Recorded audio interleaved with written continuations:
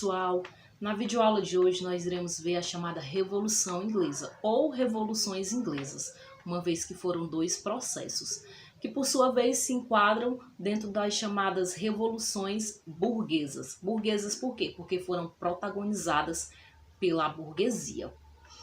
Durante a dinastia Tudor, a burguesia ela teve um grande crescimento na Inglaterra, principalmente durante os governos de Henrique VIII e Elizabeth I.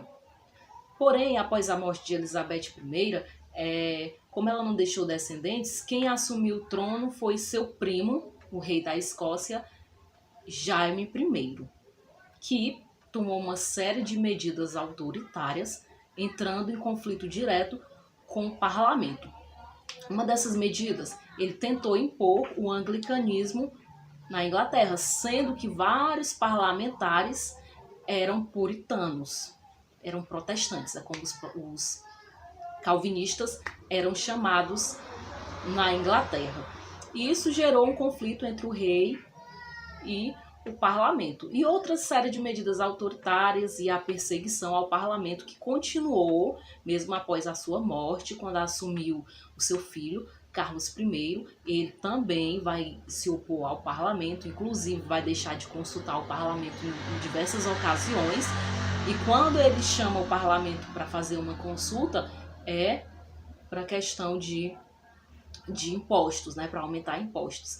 Então, isso vai levar a uma guerra civil dentro da Inglaterra. De um lado, o rei, Carlos I, de outro, os chamados puritanos, representantes aí também da burguesia. Então, nessa guerra civil, quem vai levar a melhor? Os puritanos, chamados de cabeças redondas. E eles vão conseguir tirar Carlos I do poder, vão proclamar a República na Inglaterra e vão entregar o poder da República nas mãos do chefe dessa revolução puritana, Oliver Cromwell. Então ele toma uma série de medidas que fortalecem a burguesia britânica. Uma dessas medidas é o chamado Ato de Navegações, que vai fortalecer a marinha britânica e desbancar a sua principal rival econômica nessa parte do transporte de mercadorias, que é a Holanda. Porém, após a morte de Oliver Cromwell, seu filho não consegue fazer as alianças necessárias para se manter no poder. Então, com medo de uma outra guerra civil ou da ascensão novamente do absolutismo na Inglaterra, a monarquia ela é restaurada. O herdeiro de Carlos I, que foi degolado durante a Revolução Puritana, ele é chamado para assumir o trono. Então, ele começa uma tentativa também de restaurar o absolutismo.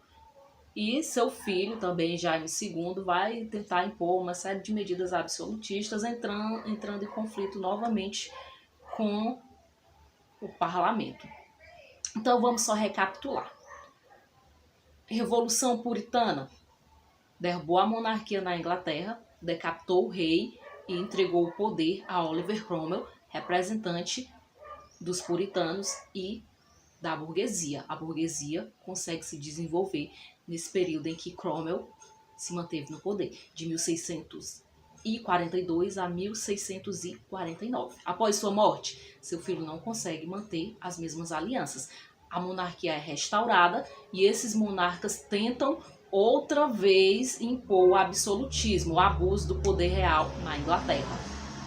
Só que o parlamento não aceita. Então, Jaime II, ele é destronado e o poder é entregue a Guilherme de Orange. Então, a partir daí, formou-se a aliança entre parlamento e rei. Até hoje, na Inglaterra, prevalece esse princípio. Existe um rei, no caso hoje a rainha, uma família real, mas os assuntos políticos são tratados pelo primeiro-ministro. Então, aí uma vitória para a burguesia inglesa. Esse processo vai mais à frente refletir na chamada Revolução Industrial, que é o nosso próximo assunto. Um abraço e até a próxima.